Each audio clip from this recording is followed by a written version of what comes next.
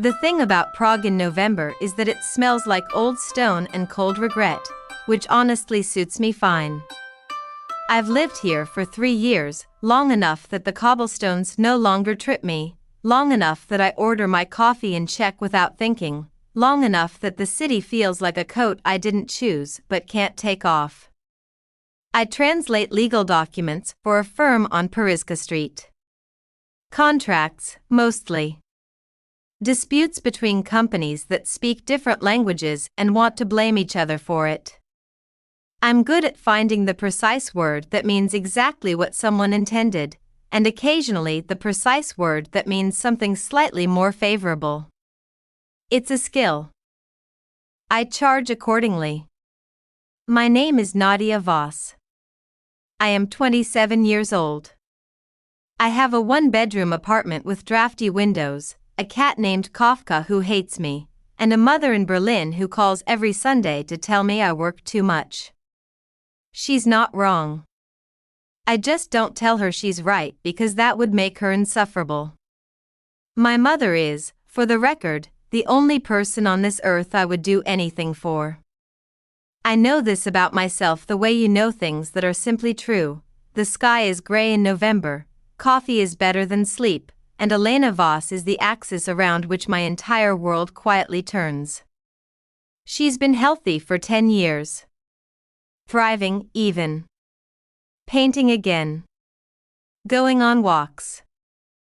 Laughing at terrible television. She had a scare when I was 17, something in her blood, the doctors said, something that shouldn't have been there and wasn't going anywhere on its own, and then, improbably, miraculously, she recovered. The doctors called it unexplained remission. They shrugged in that careful way doctors shrug when they don't understand something and don't want to admit it. I never questioned it.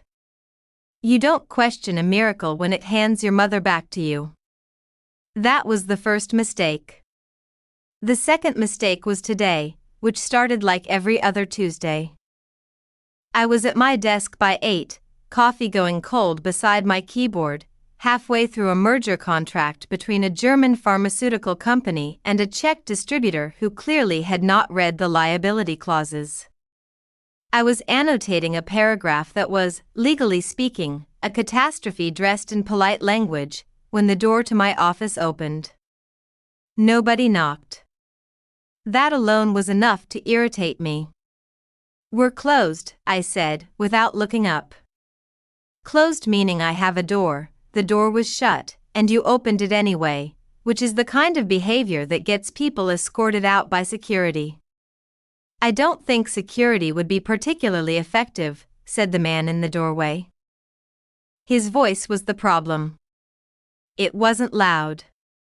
It wasn't threatening. It was simply large in a way that had nothing to do with volume. Like hearing a cathedral speak. Like standing at the edge of something with no visible bottom and hearing the echo come back wrong. I looked up. He was tall, unreasonably so, and dressed in a dark coat that seemed to absorb the pale November light coming through my window rather than reflect it. His face was, I want to say handsome, but that word is too small and too human. It was the kind of face that made you feel like you were remembering something you'd never actually seen. Dark hair. Eyes the color of iron left out in the rain. An expression that had probably not changed in 1,000 years, composed, immovable, faintly sorrowful in a way that had long since made peace with itself. He was looking at me like he'd been looking for me for a very long time. Which, I would later learn, he had. "Can I help you?" I asked, because I am nothing if not a person who deploys politeness as a first line of defense before switching to something considerably less polite. "Yes," he said.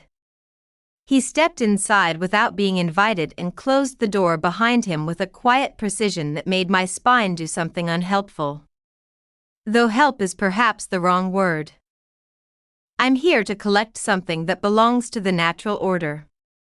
I set down my pen. "If this is about the Reinhardt contract, I want you to know that the indemnity clause was already like that when I got here. Something crossed his face. Not quite amusement. The shadow of what amusement might look like in a being that had witnessed the fall of empires and the silence after. It isn't about a contract, he said. Then what is it about? He tilted his head.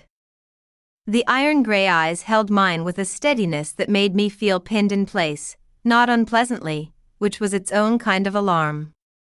It's about a soul, he said. Specifically, yours. You sold it 10 years ago, Nadia Voss. I'm afraid the debt has come due. The room was very quiet. Kafka, who had been asleep on the filing cabinet in the corner, opened one eye, looked at the man, and immediately retreated behind the cabinet entirely. Even my cat, apparently, had better instincts than I did. Right, I said. I'm going to need you to start from the beginning. Here's what I know about myself under pressure: I don't panic. I've never panicked. When the senior partner at my firm told me I had 4 hours to retranslate a 40-page document because a junior associate had fed the original through an AI and called it a day, I didn't panic. When my landlord flooded my apartment 2 winters ago and everything I owned smelled like mildew for a month, I didn't panic. Panic is a luxury for people who haven't already survived the worst thing they can imagine. When I was 17, I sat in a hospital corridor for 6 hours waiting to find out if my mother was going to die. Everything since then has been, comparatively, manageable. So I looked at the impossibly tall, iron-eyed man standing in my office telling me my soul was overdue like an unpaid invoice, and I did not panic. I folded my hands on my desk, tilted my head, and said, "Proof." He reached into his coat. What he produced should not have fit inside any coat.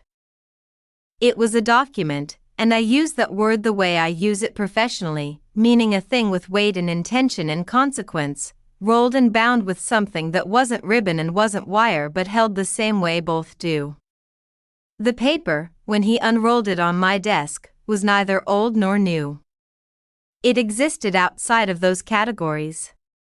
The text was in a language I didn't recognize and simultaneously understood perfectly, which is the kind of thing that should have sent me screaming into the Prague streets but instead just made the translator part of my brain sit up with intense, unwilling interest.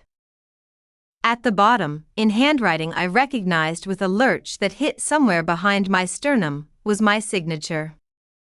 My handwriting. My name.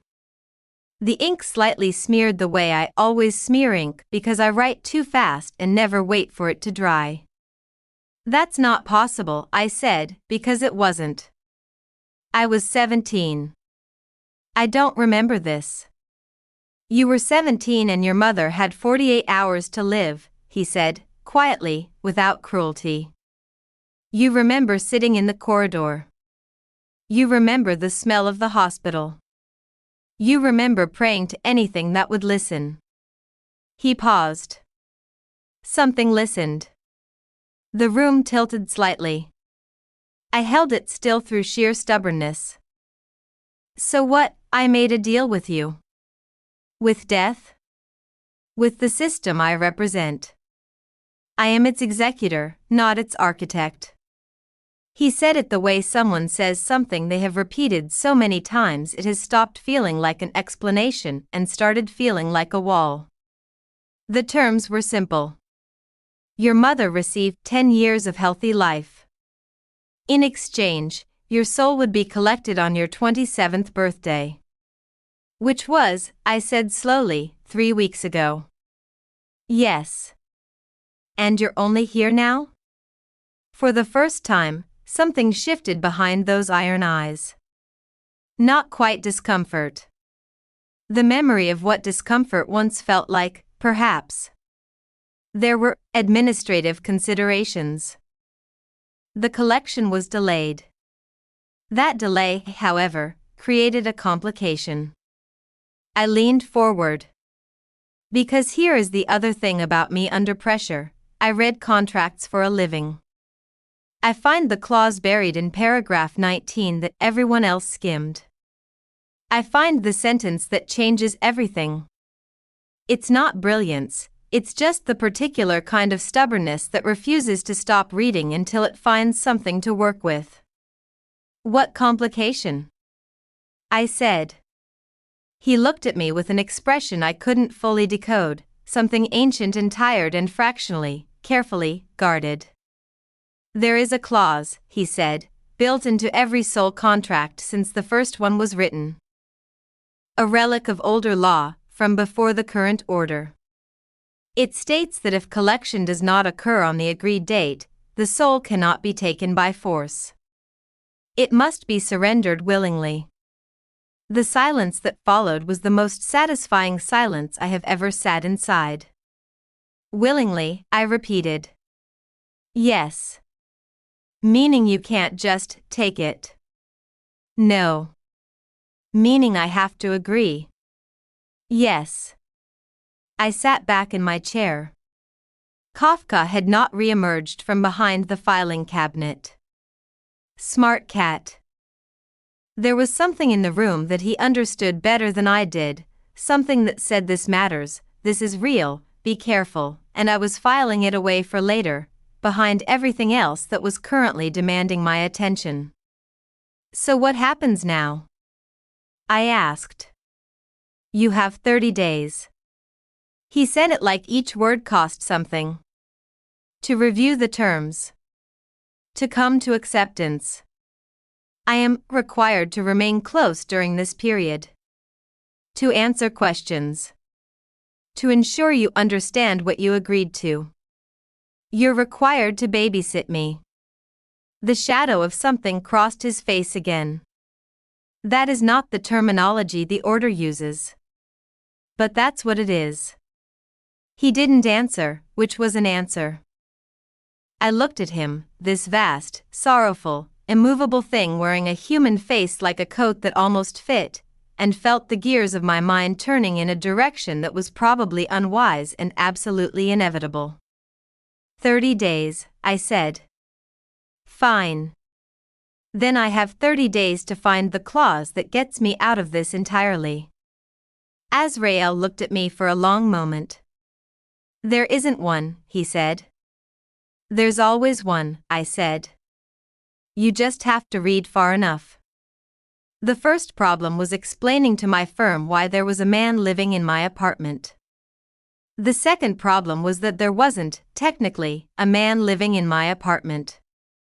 Azrael existed in a state that I could only describe as adjacent to presence. He was there when I looked directly at him, and when I didn't, the room felt the way rooms feel after someone important has just left. He didn't eat. He didn't sleep. He stood at my window in the early hours and watched Prague breathe in the dark, and if that sounds poetic, I want to be clear that it was mostly just inconvenient. You can't stand there all night, I told him, on the first morning, when I emerged from my bedroom at 6:15 to find him exactly where I'd left him. I don't experience night the way you do, he said, without turning. Congratulations. You're still in my living room. He turned then. The November light was doing something unreasonable to his face, catching in the iron of his eyes, settling into the angles of him like it had been there before and was only just returning. I looked away first, which I resented. You could have stayed, wherever it is you stay, I said, moving to the kitchen. I'm not going anywhere. The clause says 30 days, not 30 days of supervision. The clause says I remain close, he said. Interpretation of close is at my discretion. Whose idea was that wording? The Third Celestial Council. Approximately 4,000 years ago. Terrible drafting, I said. I would have flagged that immediately. I made coffee. He watched me make it with the focused attention of someone observing a ritual they don't fully understand but recognize as significant. When I pushed a second cup across the counter, out of habit, out of some reflex toward basic hospitality that I hadn't managed to argue myself out of yet, he looked at it for a long moment. "I don't require sustenance," he said. "I know. It's not about requirement. It's about having something to do with your hands during a difficult conversation." I wrapped both of mine around my own cup. "We're going to be having a lot of difficult conversations." He looked at the cup again. Then, with the careful deliberateness of someone disabling a mechanism they've never encountered, he picked it up. He didn't drink it. He just held it. And something in his expression shifted, barely, just a fraction, like a window opening in a room that had been sealed for centuries. I filed that away too. The difficult conversation I'd promised started that evening, when I spread every piece of research I'd accumulated across my kitchen table. 12 hours of digging through legal databases, theological archives, academic papers on soul contract mythology, 3 obscure Eastern European folklore collections, and 1 deeply unhinged Reddit thread that had, buried in its chaos, 1 reference that made me stop scrolling. "The willing surrender clause has a secondary condition," said the Reddit post, written by someone called Voidwalker_88 who claimed to be a former celestial archivist and was probably not, but still. "The soul must be surrendered in full knowledge and full peace. A soul given in grief, in desperation, or under emotional duress does not satisfy the contract. It must be given freely." "Full peace," I said, reading it aloud. "Does that mean what I think it means?" Azrael, seated across from me with his untouched coffee, looked at the page. "It means the surrender must be genuine. Willing implies more than compliance. It implies acceptance." "Right. And how exactly do you measure that?" "The order knows," he said, and for the first time I heard something in his voice that wasn't composure. A thread of something older and heavier, woven in beneath the certainty. "It cannot be falsified. There is no loophole by which you can perform acceptance and have it counted. So I actually have to mean it." "Yes." I sat with that. Outside, Prague was doing its evening thing, tram bells, the distant bass of music from a bar down the street, someone's heels on cobblestone.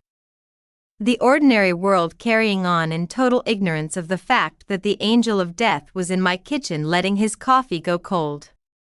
"That's your leverage over me," I said slowly. "Not force. Not a deadline. You need me to actually want to let go." He didn't answer. "Which means," I continued, watching his face, "you need me to be at peace. With dying. At 27. Before I've done half the things I stopped. Restarted.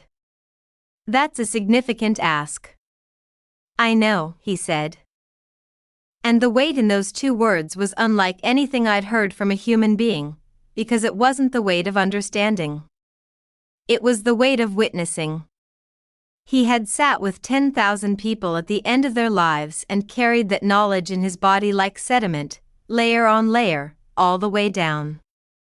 I looked at him, really looked, past the coat and the impossible eyes and the stillness that wasn't calm so much as it was the absence of any need to perform calm, and asked the question I'd been building toward all day. "How many people have refused you?" A pause. "Long enough to mean something." "Before you," he said, "none." The kitchen was very quiet. "And how many of them," I said, softly now, the sarcasm gone for just a moment, "did you actually want to refuse back?" The crack was small. Just a fraction. A tightening at the corner of his jaw, a shift in those iron eyes that came and went so fast I almost convinced myself I'd imagined it. "Almost. That question," he said carefully, "falls outside the scope of the 30 days. Sure it does, I said. And I smiled, slow and deliberate, and watched him look away first. 1 point, Nadia. The game had started. I just wasn't sure anymore which one of us was really playing. There is a library underneath Prague that does not exist. I found the reference on day 6, buried in a digitized manuscript from the 14th century, a monk's marginalia so small and so cramped that whoever had scanned the document had catalogued it as decorative flourish rather than text. I almost missed it myself. Almost. But I translate for a living, and decorative flourish doesn't use the accusative case with that kind of grammatical precision. Below the old city, where the river remembers its first name, the archive holds what the order will not print. Every contract ever written. Every clause ever contested. Every precedent the Celestial Council has buried because it ruled against them. I read it 3 times. Then I looked up at Azrael, who was standing by my bookshelf with the specific quality of stillness he deployed when he was pretending not to pay attention to what I was doing. There's a library, I said. There are many libraries. Not like this one. I turned my laptop toward him. A celestial archive. Physical location, underneath this city. Tell me I'm wrong. He looked at the screen for a long moment. Something moved behind his eyes, not surprise, because I wasn't sure he was capable of surprise, but something adjacent to it. Recognition, maybe. The careful recalibration of a being who has just realized the person across from him is considerably more dangerous than anticipated. You cannot access it, he said. It exists in a register that humans. Can you? A pause. Yes, he said, quietly. Then take me.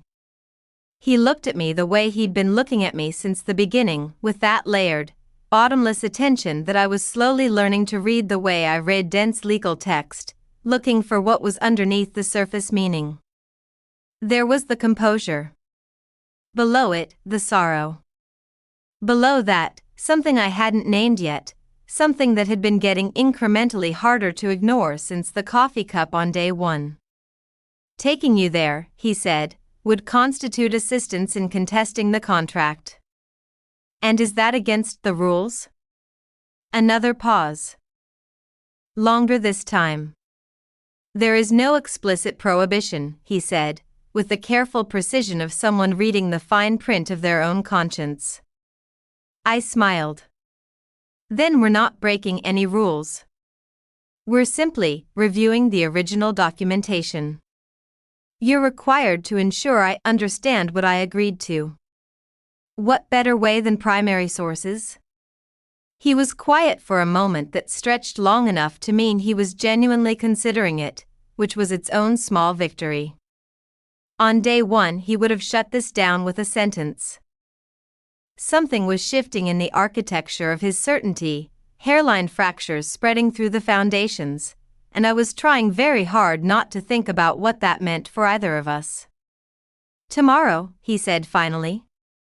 We go tomorrow. I didn't celebrate. I just nodded and went back to my notes, and pretended I didn't notice the way the room felt different after he said it, charged and close, like the air before a storm. The entrance was a door set into the stone beneath the Charles Bridge that I had walked past approximately 400 times without seeing. Azrael touched the surface and it opened without drama, which felt like a metaphor for something. The archive was immense. Impossibly so, in the way that all celestial things seemed to exist outside the dimensions that should have contained them. Rows upon rows of documents stretching into a darkness that wasn't quite dark, illuminated by a sourceless gray light that reminded me painfully, suddenly, of his eyes. The air smelled like old paper and something else, something without a human analog, something that made the back of my throat feel like I was breathing in the beginning of time. I walked slowly. He walked beside me, close enough that I was continuously, inconveniently aware of him. How do I find what I'm looking for? I asked. Tell me what you're looking for. Precedent, I said. Any case where a soul contract was contested and the soul was released. Any clause that has ever been successfully invoked against collection. Any exception the council has tried to bury. He was quiet for a moment. Then he turned and walked with deliberate purpose down a row I wouldn't have found on my own, and stopped before a section of documents that looked indistinguishable from all the others, except that the air around them was fractionally heavier, like they carried more weight than paper should. These, he said, are the contested cases. The ones the council classified as anomalous and removed from accessible record. I stared at him. You know where they are. I am the executor of every contract in this archive, he said. I know where everything is. And you're showing me the buried ones. He said nothing. But he didn't move away. I started reading. 2 hours in, I found it. My hands had gone cold and my back ached from bending over documents that weren't quite physical in the conventional sense, but I found it, a case from 1887, Prague. A soul contract contested on the grounds that the original agreement had been made in a state of such extreme psychological distress that the contractor could not be considered to have had full agency. The council had ruled against release. But the dissenting opinion, 1 voice against 12, recorded in handwriting that burned slightly at the edges, argued that a contract made in desperation was structurally distinct from one made in knowledge. That the soul had never truly understood what it was giving.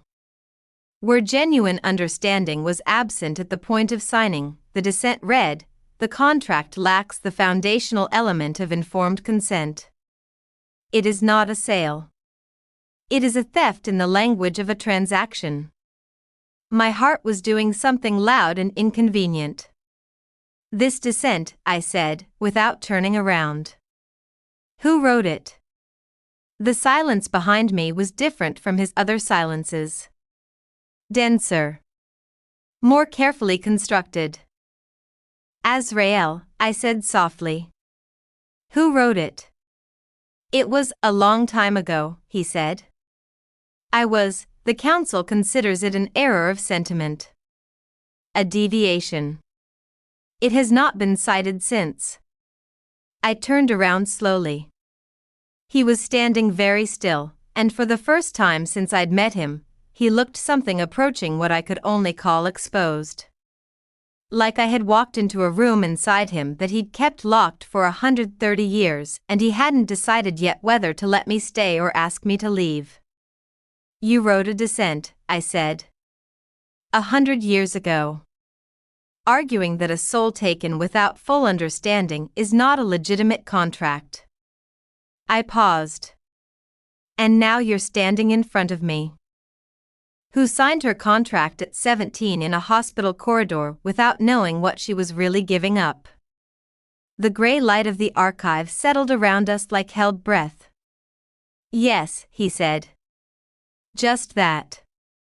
One word carrying everything he wasn't saying underneath it. So you knew, I said. When you came to collect me.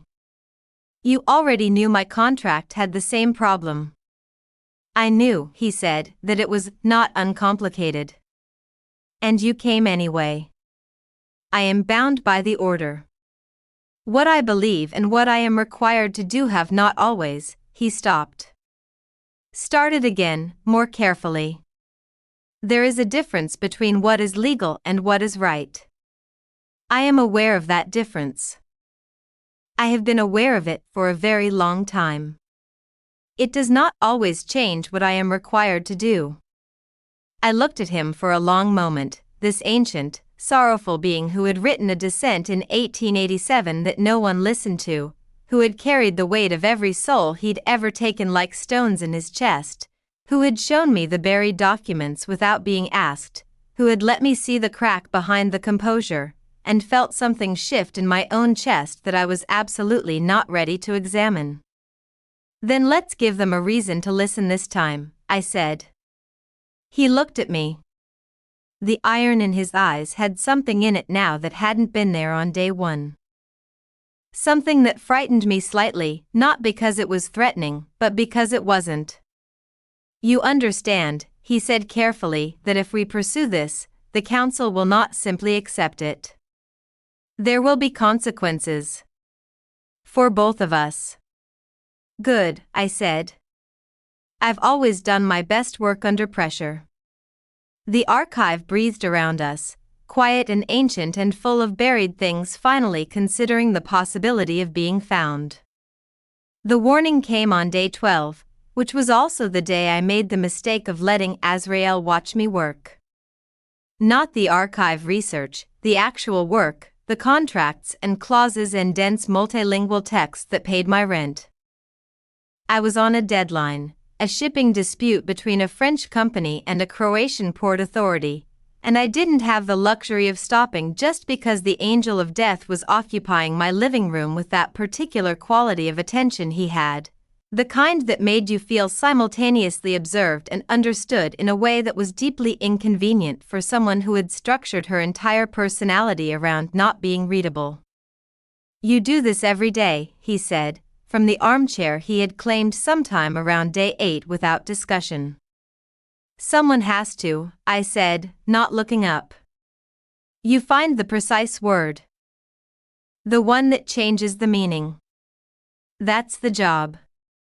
It's more than the job." A pause. "You do it because language imprecise is power misused. You believe that." I looked up then, against my better judgment. He was watching me with that layered attention, and there was something in it that had been growing incrementally since the archive, a quality I couldn't file away under ancient sorrow or celestial obligation because it didn't fit either category anymore. It was something more specific. More focused. More aimed, precisely and unmistakably, at me. "Don't do that," I said. "Do what?" "Understand me. It's unsettling coming from someone who's known me for 12 days. "I have known you longer than 12 days, he said quietly. "I have had your contract since you were 17. I have known your name for 10 years, Nadia." The room went very still. I stopped. Started again. "You've been watching me for 10 years? Not watching. Knowing. There is a difference. Every soul under contract exists in my awareness. A small light. A thread." He paused, and what came next cost him something I could see him paying. "Yours was never small." I had no answer for that. For the first time in 12 days, I had absolutely no answer. Which is precisely when the window exploded inward. Not literally. Nothing broke. But the temperature in the room dropped 20 degrees in under a second, and the light shifted into something flat and gray and wrong, and Kafka bolted under the bed with a shriek that I felt in my back teeth, and in the center of my living room, where there had been empty air, there was suddenly a figure. Taller than Azrael. Thinner. Dressed in something that wasn't fabric, it moved like fabric but absorbed light the way a wound absorbs pressure. The face was angular and without warmth, and the eyes were not iron gray. They were white. Completely, emptily white. "Collector," it said. Its voice was nothing like Azrael's. Where his was large, this was sharp, an edge dressed in sound. "The council is aware of the archive visit." Azrael had risen from the armchair. He stood between me and the figure with a stillness that had changed quality entirely, no longer the composure of a being at rest but the stillness of something prepared to be unmovable. "Emissary," he said. Flat. Careful. The soul is not to be assisted in contesting her contract. The white eyes moved to me, and I felt the gaze like pressure against my sternum, not painful, just heavy, the weight of something that did not consider me a person so much as an outstanding administrative matter. The 30 days are a courtesy, not an invitation. There is no rule against the soul reviewing her own documentation, Azrael said. There is a rule against the collector facilitating resistance. The emissary tilted its head at an angle that was slightly too far. You know this. You have always known this. The council is reminding you before it becomes necessary to do more than remind. The temperature dropped another degree. I had been very quiet. I am capable of being very quiet when I am thinking very fast, and what I was thinking was, this is a threat, this is directed at him, not me, and whatever they do to him for helping me will be considerably worse than what they do to me for resisting. This is my apartment, I said. Both of them looked at me. I don't remember inviting you in, I continued, looking directly at the white eyes despite every instinct that suggested this was a poor life choice. And in my experience, entities that arrive uninvited through closed windows and deliver threats on behalf of committees are generally compensating for a weak legal position. If the council's case against me were solid, they wouldn't need to send a warning. They'd just win. The emissary looked at me for a long, flat moment. The contract is valid, it said. Then prove it in front of a full celestial review, I said. I'll file the petition myself. I'm very good with paperwork. Something moved in the white eyes. Not respect, something colder than respect. Assessment. Then it was gone. The temperature returned. The light normalized. Kafka did not re-emerge. Azrael turned to look at me, and the expression on his face was something I had never seen there before, not the sorrow, not the composure, not the careful guardedness. Something raw. Something that had been forced to the surface by the last 30 seconds and hadn't yet had time to be put back. That, he said, was extremely unwise. Probably, I agreed. My hands were shaking slightly, which I hid by picking up my coffee cup. Are you going to be punished for the archive? A pause. That is not your concern. Azrael. His name in my mouth felt different than it had on day one. I had noticed this 3 days ago and chosen not to examine it. I examined it now, briefly, and then put it somewhere safe. Are you going to be punished?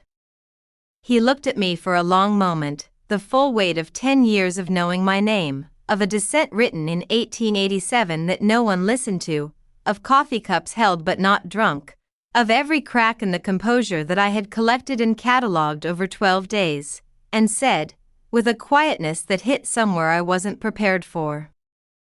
It would not be the first time I have accepted consequence for something I believed was right. The implication settled over the room like snow. Soft. Irreversible. Impossible to unsee once you'd seen it. Don't, I said softly. Don't accept consequences for me. I don't believe, he said, with the ghost of something that was almost warmth, that you are in a position to tell me what to do, Nadia Voss. It was the first time he had said my name like that. Like it meant something. Like he had been careful with it for 10 years and was only now letting himself use it the way he'd always wanted to. I looked away first. Again. The score was no longer something I was keeping. They came on day 23. Not with cold air and shattered light this time. Not with a single emissary and a veiled warning. The council, when it decided something was finished, did not send messengers. It arrived as a weight, a pressure that settled over the entire apartment like the moment before a building comes down, when the structure still looks intact but everything inside it already knows. I woke at 3 in the morning and knew immediately that something was wrong. Azrael was standing in the center of the room. Not at the window. Not in the armchair. The center, precisely, both feet on the floor, completely still in the way that meant he was not choosing stillness but being held in it, the way a fly is held in amber, preserved and immobilized and aware of both. Around him, visible to me in a way that suggested they wanted to be seen, were 5 figures. Not like the emissary. Older. The emissary had been sharp and cold. These were simply beyond, their presence in my living room the way deep ocean is beyond a swimming pool, technically the same substance, categorically not the same thing. Nadia Voss, said the one at the center. Its voice came from everywhere and nowhere. Your petition has been received. I was standing in the doorway of my bedroom in yesterday's clothes with my hair undone, which was not how I would have chosen to face the Celestial Council, but here we were. Good, I said. And it has been reviewed. A pause, long and deliberate, designed to be felt. The grounds are insufficient. The contract stands. The dissent from 1887 establishes clear precedent? The dissent from 1887, it said, with a flatness that could have flattened mountains, was struck from the active record for exactly this reason. It cannot be cited. It has no legal standing. You can't retroactively remove legal standing from a document because it inconveniences you. We are the council, it said, simply. We can. I looked at Azrael. He was still held in that terrible stillness, and I could see, in the set of his jaw, in the thing happening behind his eyes, that he was fighting it. That he was somewhere inside the amber pressing outward with everything he had. That he was furious in the way only beings who have been calm for thousands of years can be furious, absolutely, cosmically, without anywhere for it to go. The 30 days, I said, turning back to the council. I still have 7 days. The 30 days, said the figure, were contingent on the soul's good faith movement toward acceptance. In that time you have instead mounted a legal challenge, accessed restricted archives, and influenced your collector toward insubordination. Another pause. The courtesy has been revoked. The temperature in the room did not drop this time. It simply stopped. All of it, the warmth, the air movement, the small ambient sounds of a city at 3 in the morning. Everything suspended. You can't do that, I said. My voice was very steady. I was paying close attention to keeping it that way. The soul will be collected tonight, said the council figure. The collector will perform his function. Its gaze moved to Azrael, and what passed between them in that look was so far above any authority I could access that I felt it only as pressure, as consequence, as finality. Or he will be unmade. The word landed in the room like a stone dropped from a great height. Unmade. Not punished. Not reassigned.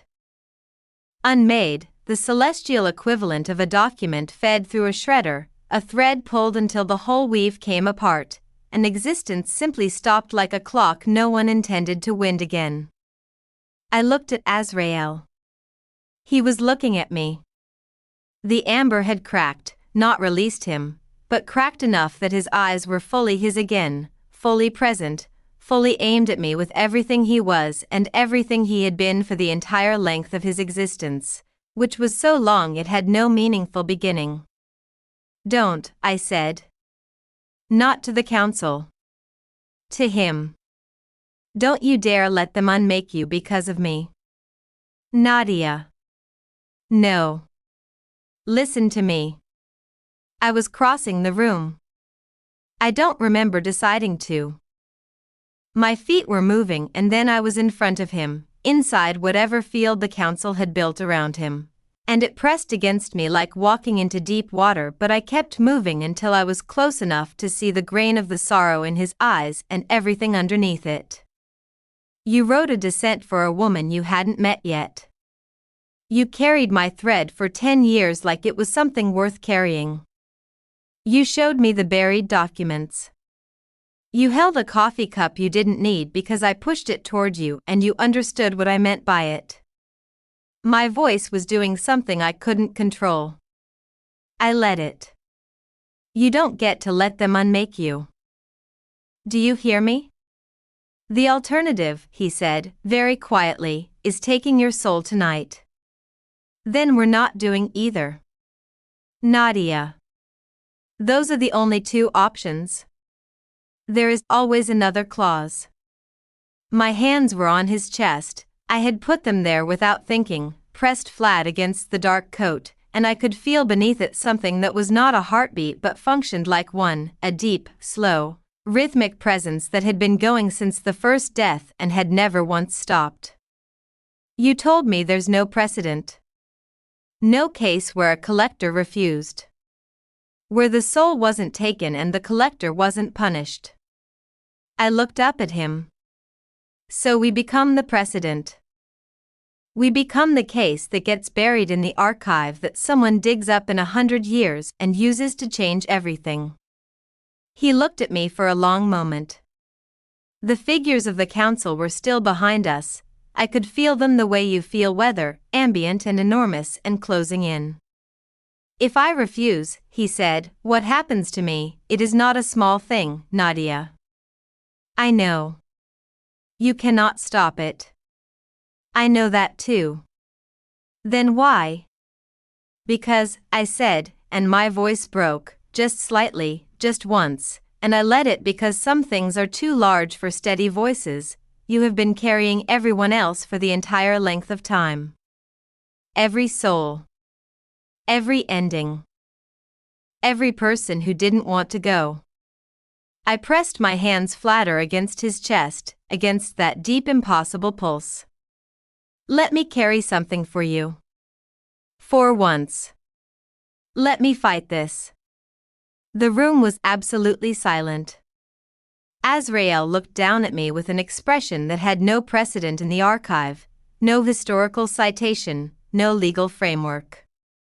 Something that had never been recorded because it had never happened, a being as old as death itself, looking at one human woman in a Prague apartment at 3 a.m, and feeling the architecture of his eternal function crack straight down the middle. Nadia Voss, he said. Very quiet. The cathedral voice stripped of all its distance. I have carried your name for 10 years. I know, I whispered. I came here to collect a debt. He raised one hand and it settled against mine where it pressed against his chest, covering it, holding it there. I did not come here to, he stopped. The word he needed didn't exist in any language I translated. I did not anticipate this. Neither did I. The council can wait 30 more seconds, I said. Something happened in his eyes. The iron dissolved into something warmer and older and more frightened than anything I'd seen in them, because fear in a being like Azrael is not the fear of pain, it is the fear of mattering, of having something to lose, of the specific vulnerability of caring about a single thread in a universe full of them. He opened his mouth. The council moved. The pressure in the room doubled in an instant, a compression that knocked the breath from my lungs and sent me staggering backward, and between one blink and the next Azrael was no longer beside me but held again in the amber, held completely, every inch of him immobilized, and his eyes were on me with everything he'd been about to say still trapped behind them. The collection will happen now, said the council. No, I started. Or the collector will be unmade now. The central figure turned its vast attention fully onto me. Choose, Nadia Voss. His existence. Or yours. The apartment was silent. Kafka was under the bed. Prague was outside the window. My mother was asleep in Berlin, alive and painting and laughing at terrible television, healthy for 10 years because 17-year-old me had signed something in a hospital corridor without knowing what she was really giving. I looked at Azrael. He was shaking his head. Barely. Just enough. The only movement the amber allowed him. Don't, his eyes said. Clear as language. Clear is the most precise word in any translation. Don't you dare. I looked at the council. I looked back at him. I need you to know something, I said, to Azrael, to only him, the council irrelevant and enormous and present in a way I was choosing not to acknowledge. Before anything happens. I need you to know. The pressure spiked. The lights went out. In the darkness, I said it. His name. And then 3 words that I had not planned and could not take back and did not want to. 3 words that had been building since day 1 in the particular way that inevitable things build, quietly, steadily, in the part of you that knows before the rest of you is ready. I don't know if he heard them. The darkness took me before I could find out.